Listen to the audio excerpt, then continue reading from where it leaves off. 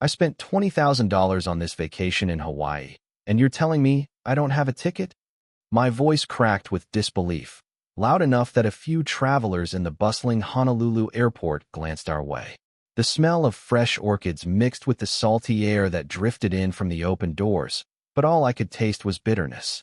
My son, Michael, 27 years old and dressed like he had stepped out of a glossy tech magazine.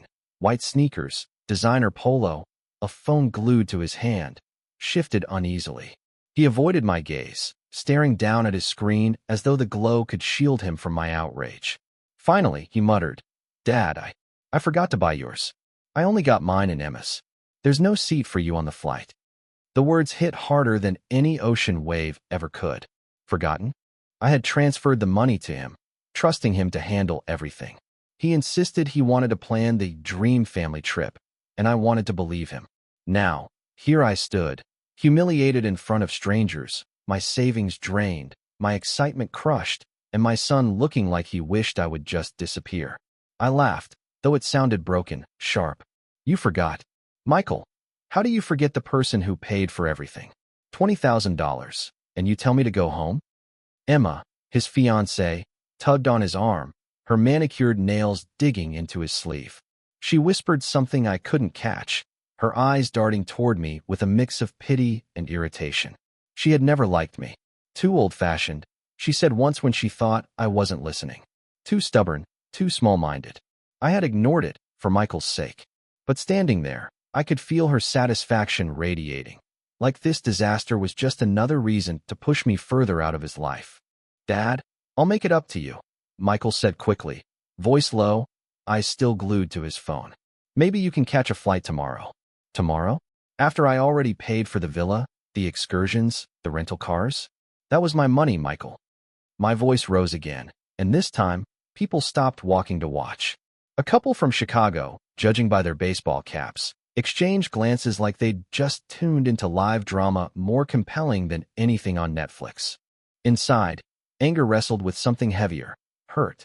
For years, I had been the dependable one, the father who sacrificed weekends, the man who worked double shifts in construction so Michael could go to college debt-free. I had believed that one day, he'd see those sacrifices not as obligations, but as proof of love. Yet here we were.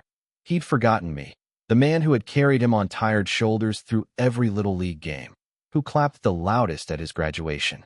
And maybe, deep down, it wasn't forgetfulness at all. Maybe it was deliberate. Maybe Emma's voice had grown louder in his head than mine. I inhaled the humid Hawaiian air, but it didn't calm me. Instead, it made me feel like I was suffocating. The lei I had bought at the souvenir shop minutes ago hung limp around my neck, absurdly cheerful against the storm in my chest. "Go home," Michael said softly, finally lifting his eyes to mine.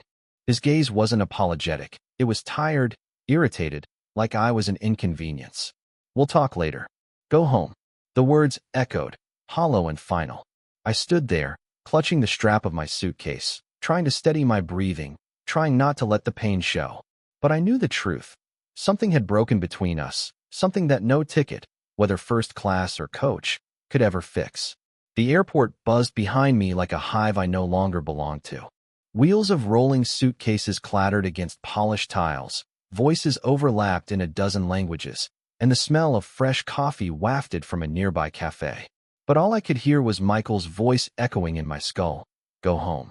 I stepped outside into the Hawaiian heat, suitcase in hand, and the sudden brightness made my eyes sting. Or maybe it wasn't the sun. I lowered myself onto a bench near the taxi line, ignoring the curious looks from vacationers in floral shirts and flip-flops, all eager to start their dream holidays. For them, Hawaii was paradise. For me, it had just become a prison of betrayal. My fingers trembled as I pulled out my phone. I opened my banking app, staring at the transfer records. $20,000, months of careful saving, scrimping on things I wanted so Michael could have this. I had told myself it was worth it, that the memories we'd create would outlast the money. Memories. Instead, I had a bruise forming inside my chest, one that no doctor could see. I tried to breathe, tried to tell myself he didn't mean it, that maybe it was just a mistake. But the look in his eyes told me otherwise. That weariness, that silent plea for me to just accept my role as the outsider, It cut deeper than his words. I thought of his childhood, flashes of images that struck like lightning. Michael running across a baseball field, me cheering from the bleachers, covered in dust after a 10-hour shift, but never missing a single game. Michael standing in front of his science fair project, too nervous to present, and me kneeling beside him, whispering, "You've got this, son." Michael crying when his first girlfriend broke up with him, and me driving him around the block until he calmed down, telling him heartbreak was just proof he was alive. How could all of that add up to go home? A taxi driver called out to me. "Need a ride, sir?" His accent was local, his smile genuine. I shook my head. My throat was tight, words caught like fish in a net. I wasn't ready to leave. Not yet. Instead, I dragged my suitcase toward the edge of the parking lot. The sight of palm trees swaying against a turquoise sky was almost mocking. This was supposed to be my dream vacation, the first time in years I allowed myself to hope for joy without guilt. And now I was stranded. I checked the time. Michael's flight to Maui would be boarding soon. He and Emma would sip champagne at the resort I had paid for, posing for selfies in the infinity pool, hashtags ready for their friends back home. And me? I was left with nothing but shame. But as I stood there, something inside me shifted. Maybe it was exhaustion, maybe clarity. I realized I had spent too many years waiting for Michael to see me, to thank me, to love me the way I loved him. And maybe he never would. Maybe Emma was just the excuse, but the truth was simpler. He had outgrown me, or thought he had. To him, I was an obligation, not family. The thought broke me, yet it also lit a spark. If I was truly unwanted, why should I keep begging for scraps of affection? Why should I keep giving and giving, when all I got in return was distance? I pulled out my phone again, not to call Michael, but to check hotel listings. If I had already spent this much money, maybe I could salvage something. Maybe, for once in my life, I could choose me. A quiet inn, a small beach, a week without expectations. Just me and the ocean. For the first time in hours, I felt a hint of control. And maybe that was the start of something bigger.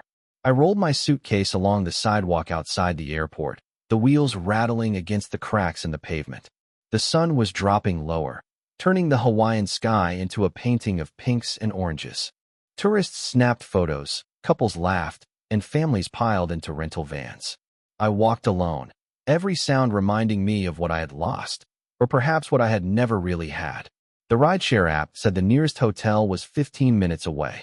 It wasn't the luxury villa I had imagined with Michael, but maybe that was the point. No infinity pools, no champagne brunches. Just a room, a bed, and a chance to breathe without feeling like an unwelcome guest in my own son's life. The car pulled up, and the driver, a cheerful woman in her 40s named Leilani, loaded my suitcase without a word about the storm on my face. As we drove, I stared out the window at rows of palms, beaches stretching endlessly, and surfers chasing waves. I felt like an intruder in paradise. Leilani glanced at me in the mirror once, her brow furrowing, but she didn't pry.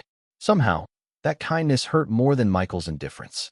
The hotel was modest, tucked between a row of shops selling souvenirs and a tiny diner with a neon, open sign that buzzed faintly. My room overlooked the ocean, though the view was half obstructed by power lines. Still, when I opened the balcony door, the breeze carried the smell of salt and hibiscus. I set down my suitcase and let the sound of waves crash through the silence. It was beautiful and unbearably lonely. I sat on the bed, scrolling aimlessly through my phone. No messages from Michael. Not a single call, not even a text checking if I had found a way home. My chest tightened. I wasn't just forgotten. I was erased. The memories kept flooding in. Christmas mornings where I stayed up late assembling toys. Long nights at the construction site, back aching, telling myself it would be worth it for Michael's future. I had sacrificed pieces of my own life for his.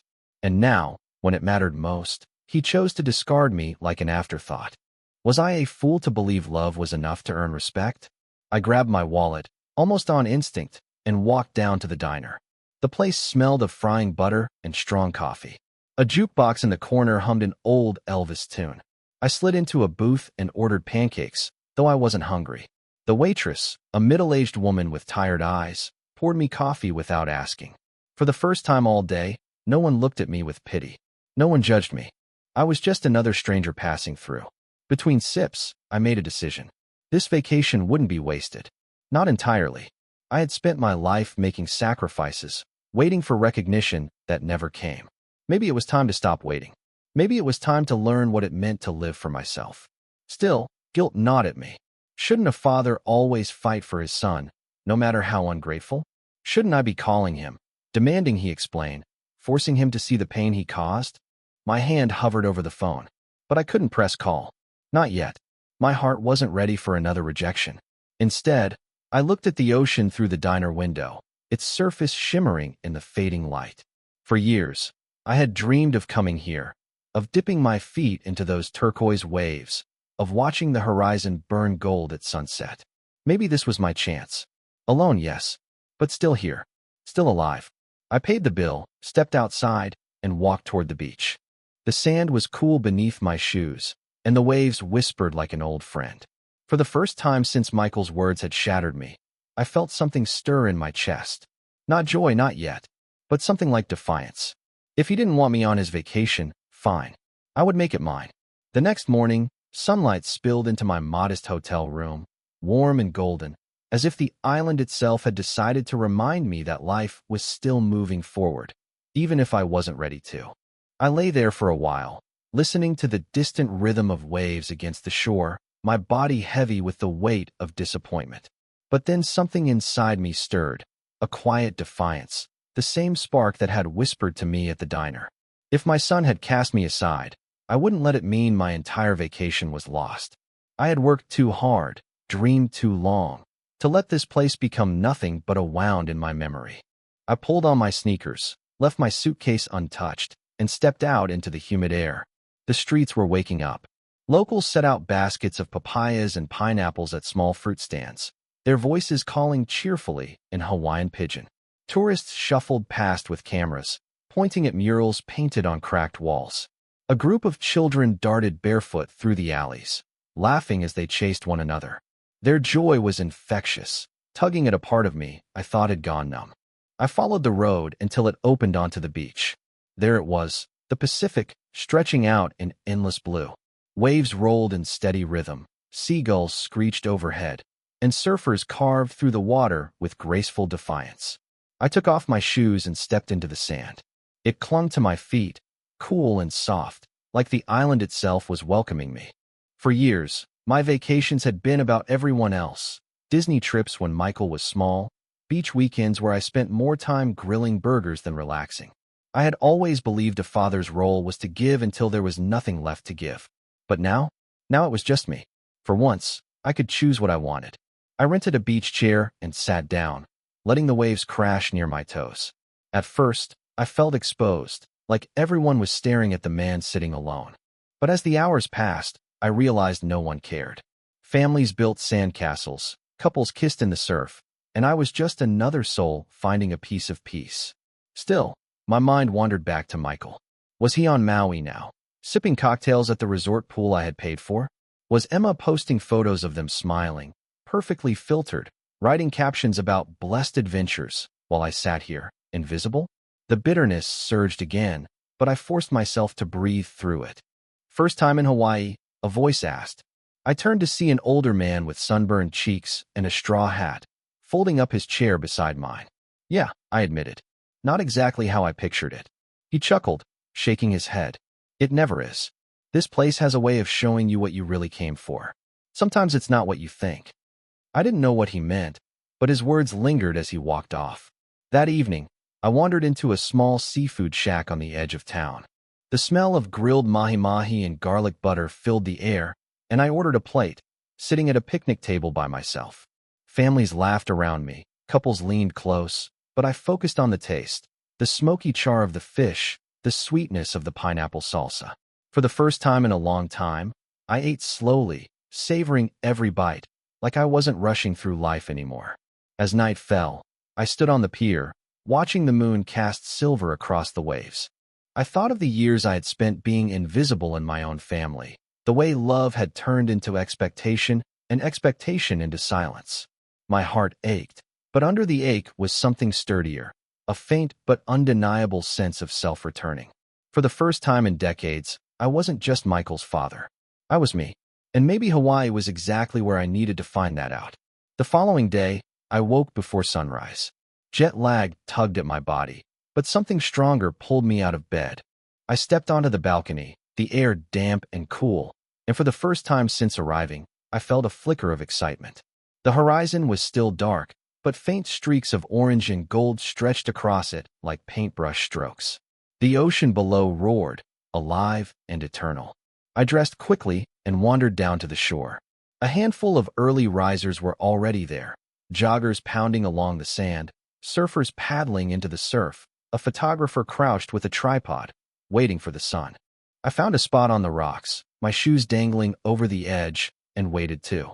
When the sun broke over the water, spilling fire across the waves, I felt a rush of emotion I hadn't expected.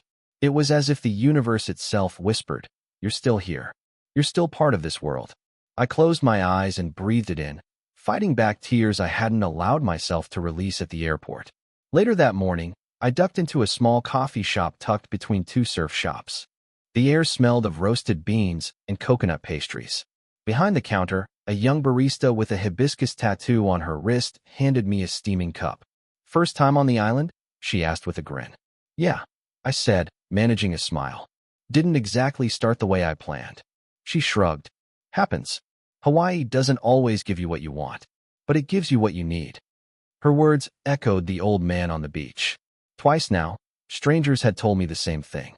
Maybe it was more than coincidence. I spent the afternoon exploring the streets near my hotel.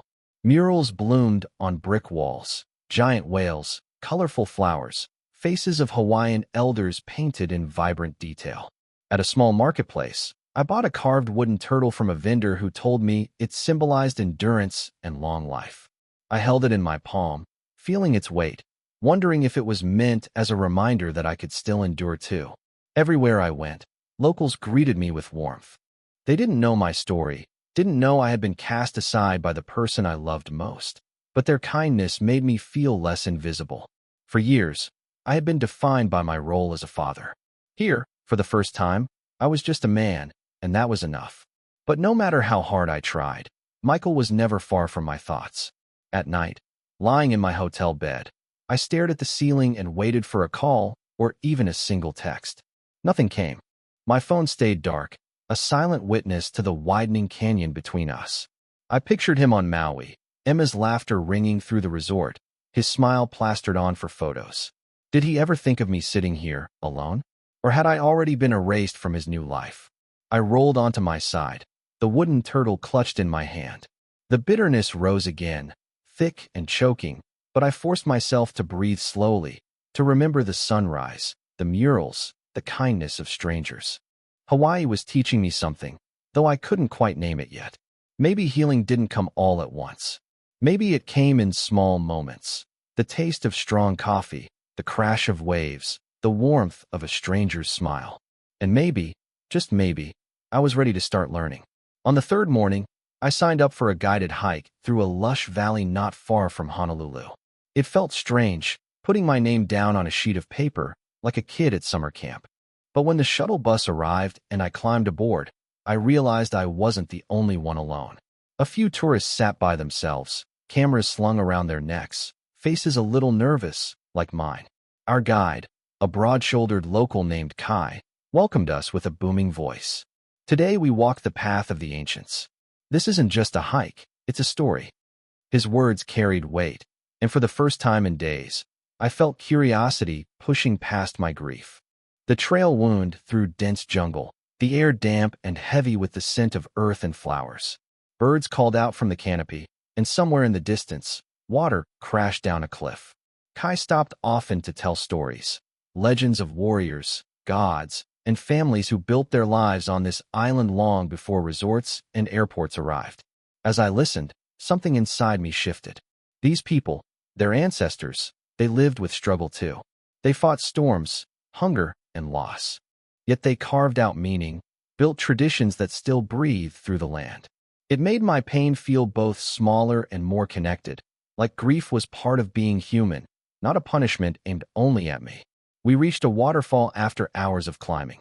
Water spilled in silver sheets into a turquoise pool, mist cooling our sweat. Some of the group dove in with shouts of joy. I sat on a rock, shoes dangling in the water, watching. I thought of Michael again. Would he have laughed here, splashing in the water? Or would he have rolled his eyes, too busy checking his phone for Wi-Fi? The silence of my phone burned in my pocket. Still no message. Still no acknowledgement that I even existed on this trip. My chest tightened, but I forced myself into the water. The shock of cold hit me like a jolt, pulling me fully into the present moment. For a few minutes, I wasn't a father abandoned by his son. I was just a man swimming under a waterfall in Hawaii. That evening, I joined a few fellow hikers at a beachside bar. We shared plates of poke and cold beer while the sun slipped into the horizon. One of them, a widower from Oregon, told me how he traveled every year alone, learning to live again after losing his wife. His eyes carried the same ache I felt, but also something else, acceptance. You don't wait for people to save you, he said quietly, his gaze fixed on the waves. Sometimes you've got to save yourself. His words sank deep. I had spent so many years waiting, for Michael's gratitude, for his attention, for a sign that my sacrifices mattered. What if none of that ever came? What if my healing depended on me, and me alone?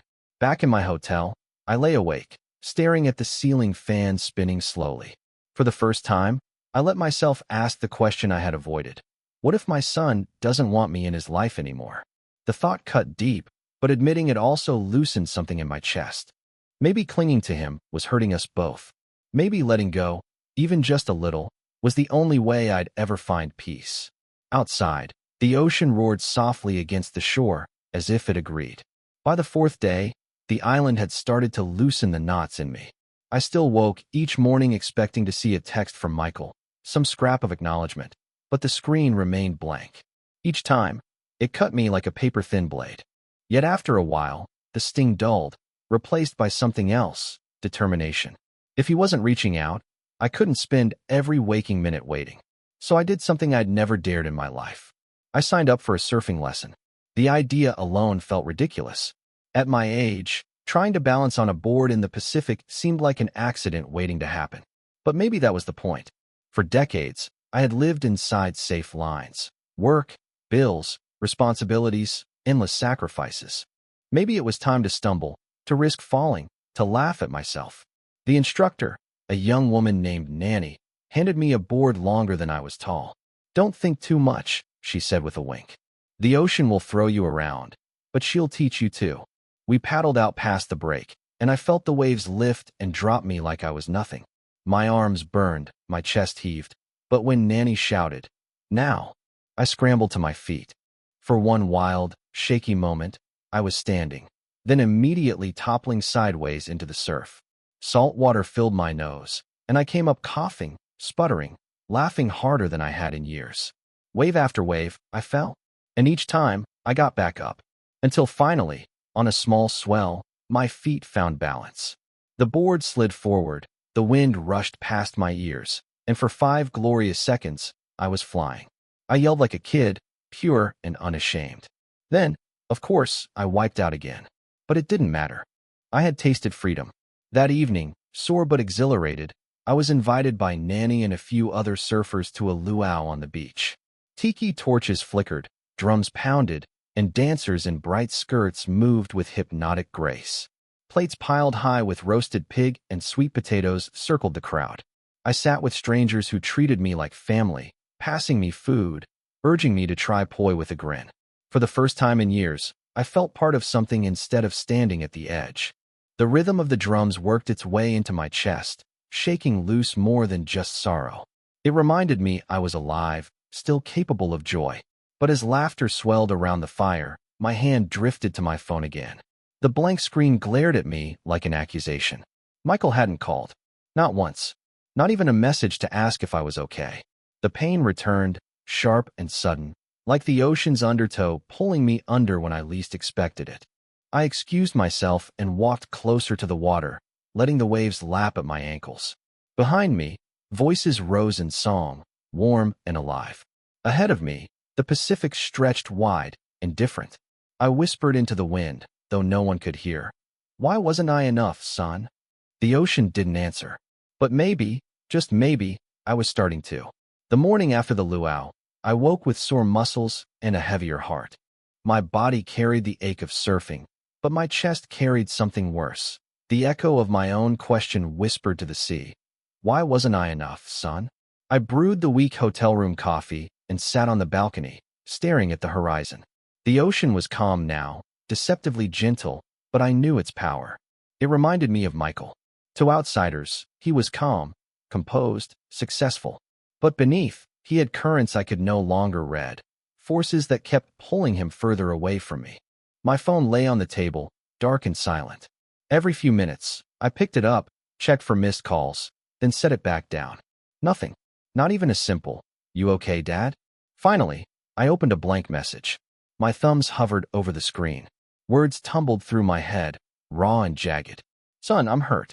You left me at the airport, and I can't understand why. I paid for this trip, but more than that, I gave you everything I had for years. Why am I so easy to forget?" I stared at the draft, my chest tight. If I sent it, would he even read it? Would he care? Or would Emma glance at the screen, laugh, and tell him to ignore me? I erased the words. Tried again. "Michael, I love you. I hope you're enjoying Maui. I just wish we were together. Call me." Short, simple, almost pathetic. My finger hovered over send. But something inside me stopped. Why should I beg? Why should I keep reaching when his silence screamed louder than any words? My throat burned, and I set the phone down, unfinished message glowing on the screen. I couldn't send it. Not yet. Maybe not ever. Instead, I dressed and wandered into town. The streets buzzed with morning life. Vendors setting up fruit stalls, kids skateboarding past murals, tourists already lining up for shaved ice. I slipped into a bookstore tucked between two cafes, its air cool and musty with the smell of old paper. The shopkeeper, an elderly woman with kind eyes, asked where I was from. When I said, "Ohio," she chuckled. "You came far. Hawaii has a way of testing people. Breaking them down, building them back." Her words pierced me. Breaking down, building back. Maybe that was exactly what was happening. I bought a small journal, its cover decorated with a painted wave. Back in my hotel, I opened to the first page and began to write. Not to Michael, not to Emma, not to anyone but myself. I wrote about the airport, about the look in my son's eyes when he told me to go home. I wrote about the waterfall, the surfing, the luau, the way strangers treated me with more kindness than my own blood. By the time I stopped, pages were filled. My hand cramped, but my heart felt lighter. It wasn't healing, not yet, but it was a release. That night, as I sat on the balcony, the ocean whispering in the distance, I realized something painful but true. I couldn't control Michael's love. I couldn't demand it, couldn't buy it, couldn't twist myself into knots to earn it. But maybe I could learn to live without depending on it. The thought terrified me, but it also carried a strange kind of freedom. By the next morning, the journal had become my closest companion. I carried it everywhere, tucked under my arm like a lifeline. Whenever the ache in my chest grew too heavy, I opened it and spilled the words onto paper. Words I couldn't bring myself to say to Michael, words that would never fit into a short text message. At breakfast in a corner cafe, I wrote about the silence between us, how it felt thicker than the ocean that separated me from him even now. I wrote about Emma, and the way she seemed to fuel the distance rather than bridge it. But I also wrote about the kindness of strangers, the laughter of children running barefoot through the streets, the way the Hawaiian sky shifted from gold to violet in minutes. A waitress noticed me scribbling and smiled. "You're a writer?" I laughed softly. "No, just trying to make sense of things." She tilted her head. "That's what writing is." Her words stayed with me as I closed the journal and paid my bill. Maybe I wasn't a writer, but here on this island, I was learning to be honest with myself in ways I had avoided for years. That afternoon, I joined a group tour of Pearl Harbor. It wasn't about beaches or relaxation. It was about history, pain, and remembrance. Standing before the memorial, the weight of sacrifice hung heavy in the air. Families wept quietly, couples held hands. I stood alone, staring at the names carved in stone, and thought about sacrifice in my own life. I had given up so much for Michael. My youth, my health, my dreams. And still, he turned away. Looking at those names, though, I realized something. Sacrifice only mattered if it was chosen freely, not if it was given like currency expecting repayment. Maybe I had to stop seeing my past as a debt Michael owed me. Maybe love wasn't about keeping score.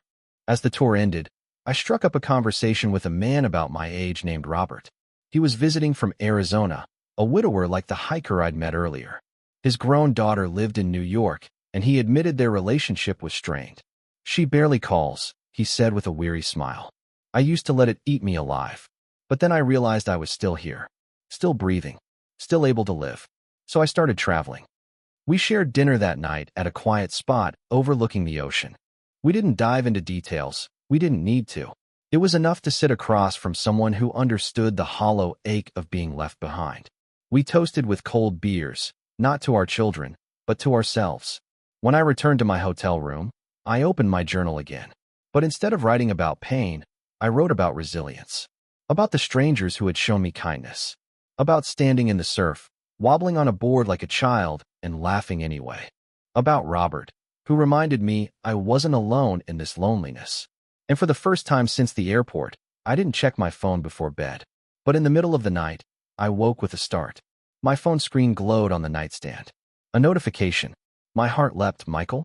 No, just a promotion email from my bank. The emptiness that followed was sharper than before, cutting into the fragile peace I had been building. I sat in the dark, the sound of the waves crashing outside, and clutched the journal against my chest. I whispered to myself, barely audible, "One day, I'll stop waiting." But that day hadn't come yet. The next morning, I woke with a strange calm. The ache in my chest was still there. It probably always would be, but something felt different. The night before, when I whispered one day, "I'll stop waiting," maybe I had planted a seed. And now, as the Hawaiian sun poured through my window, I realized I didn't want to spend another day tethered to silence. So I signed up for something that would have terrified me a week ago, a helicopter tour over the island. When I arrived at the small airfield, my stomach twisted.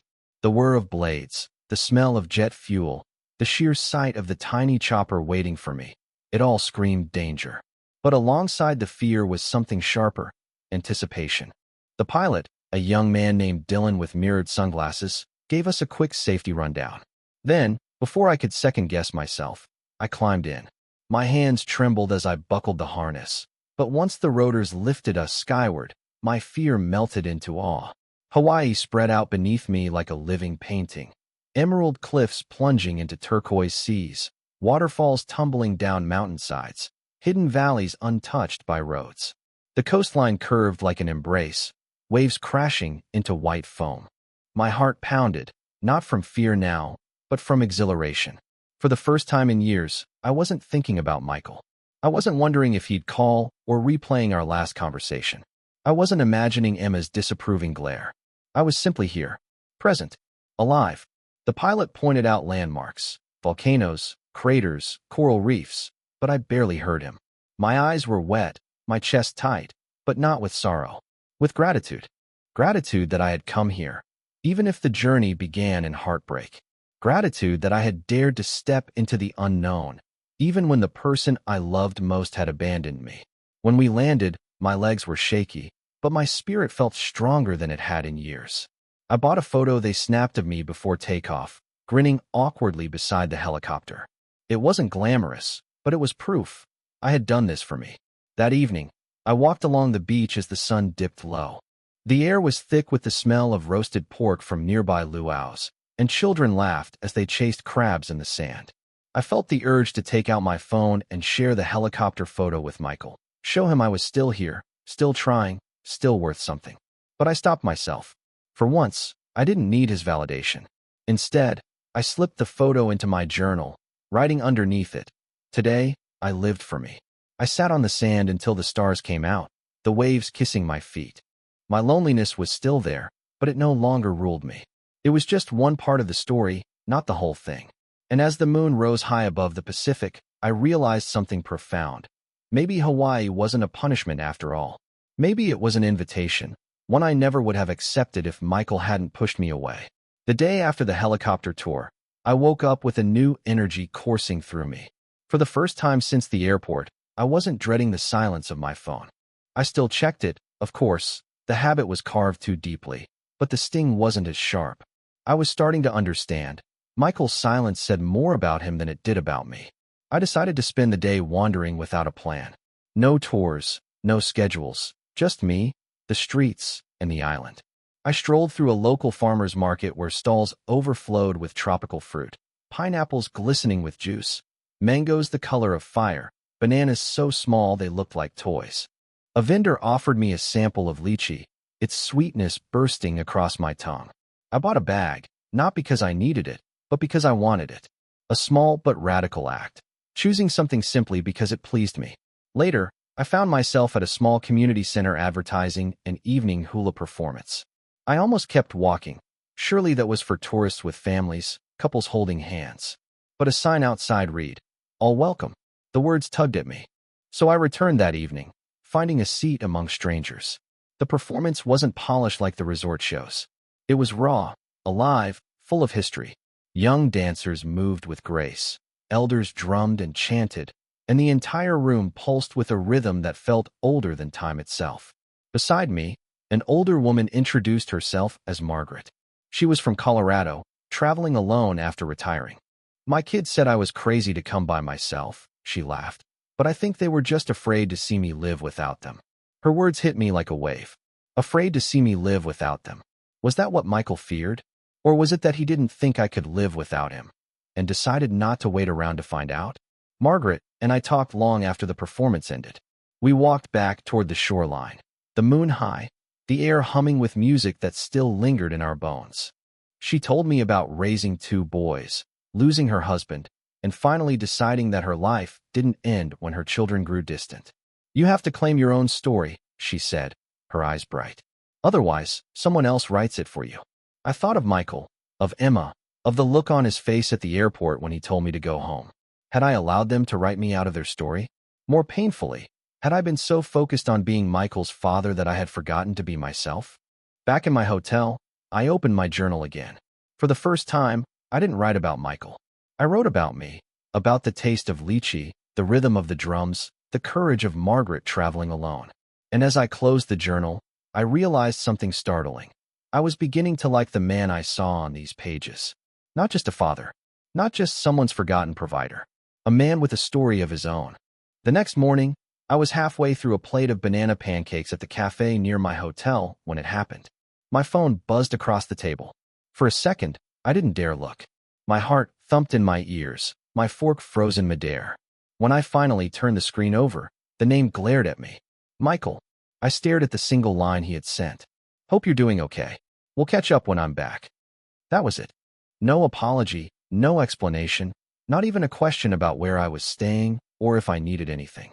Just a bland courtesy message, the kind you might send a coworker after a meeting. For a moment, my old instincts surged. I wanted to reply immediately, to pour out everything I'd been holding inside. The betrayal, the hurt, the nights alone staring at my phone. I wanted to shout through the screen, "I gave you everything, and this is all I get?" But then I caught my reflection in the cafe window. Sunlight lit my face, softer than the last time I had really looked at myself. I thought of the journal entries, of surfing and waterfalls and helicopters, of Margaret's words. "You have to claim your own story." Did I really want to hand my power back so easily? I sipped my coffee, let the silence stretch, and opened my journal. On the next page, I wrote down his exact words. Then, beneath them, I wrote my own. "This is not enough. And maybe it never will be. But I am still here." The waitress came by with more coffee. She noticed the message on my screen and raised an eyebrow. "Boyfriend?" she teased. I laughed, a real surprising laugh. "No," I said. "Just someone who doesn't know how to talk to me." She smiled kindly. "Then let the island talk to you instead." The rest of the day, I let her words guide me. I hiked another trail, this one leading to a lookout point where the entire coastline unfurled like a ribbon. I breathed in the salt air, the wind tugging at my clothes, and felt lighter. Not because Michael had reached out. His message only proved how far apart we truly were, but because I hadn't let it pull me back under. That night, sitting on my balcony, I finally crafted a reply. Short, honest. "I'm fine. Enjoy your trip." I hit send without trembling. For once, I didn't feel like a beggar at the door of my own child's affection. I felt like a man making a choice. The phone stayed quiet after that, and strangely, I was okay with it. The ocean roared beyond the shoreline, endless and indifferent. And for the first time, I realized that indifference wasn't cruel, it was freeing. Maybe I couldn't change Michael. Maybe I couldn't fix what had been broken between us, but I could change me. And here, under the Hawaiian stars, I finally felt strong enough to try. The next day, I woke with a strange clarity. The weight I had carried since the airport was still there, but lighter, like a scar instead of an open wound. Michael's message had confirmed what I had feared. I wasn't part of his story anymore. But instead of crushing me, the realization freed me. I wasn't waiting for his call anymore. I wasn't hoping for some magical apology that would undo years of silence. For once, I could focus on me. I decided my trip deserved a finale. Something so unforgettable that, when I looked back on Hawaii, I wouldn't think only of the airport, the humiliation, the pain. I would remember the fire in my chest when I dared to live. So I booked a spot on a night snorkeling tour with manta rays. As the boat pulled away from the harbor, the sky deepened into velvet, stars scattered like diamonds across it. The air smelled of salt and possibility. I sat among strangers, the journal tucked safely in my backpack, and felt more alive than I had in years. The guide gave us instructions, explaining how the giant rays would glide beneath us, wings spanning wider than I was tall. "They're gentle giants," he said, smiling. "They'll come close, but they won't harm you. Just float, breathe, and let them remind you how small we all are." Sliding into the dark water sent a jolt through me. For a moment, panic clawed at my chest. What was I doing here, an old man drifting in the Pacific at night? But then a beam of light illuminated the water, and shadows emerged from the depths. The first manta ray appeared like a ghost, wings sweeping gracefully as it soared upward, then flipped, belly white against the glow, inches from my face. I gasped into my snorkel, swallowing every other thought. More followed, circling like dancers in some ancient ritual. Weightless in the water, I felt stripped of everything. Father, provider, forgotten man. I was simply human.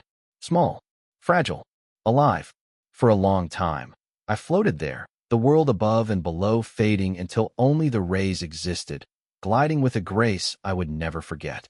When we climbed back onto the boat, the night air chilled my skin, but inside, I was burning.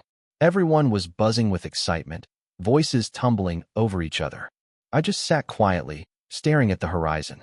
I realized something then. Michael's rejection hadn't just pushed me away, it had pushed me toward something else. Toward myself. Toward this island. Toward moments I never would have experienced if everything had gone according to plan.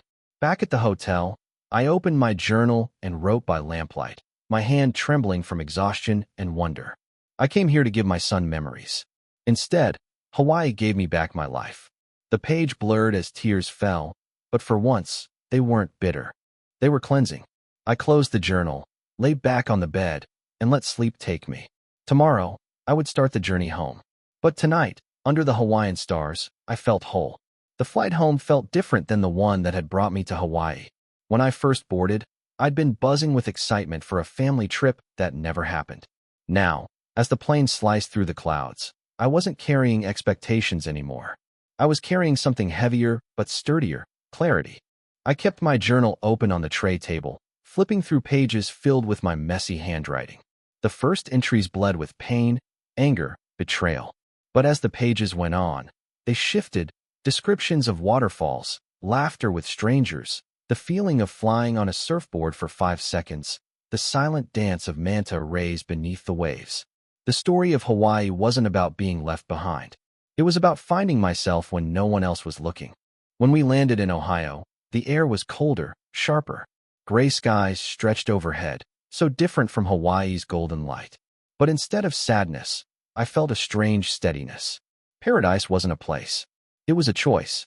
I dragged my suitcase into my house, quiet, familiar, smelling faintly of sawdust and old books.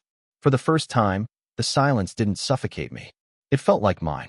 I set the journal on the kitchen counter and brewed coffee, humming softly to myself. A few days later, Michael showed up unannounced.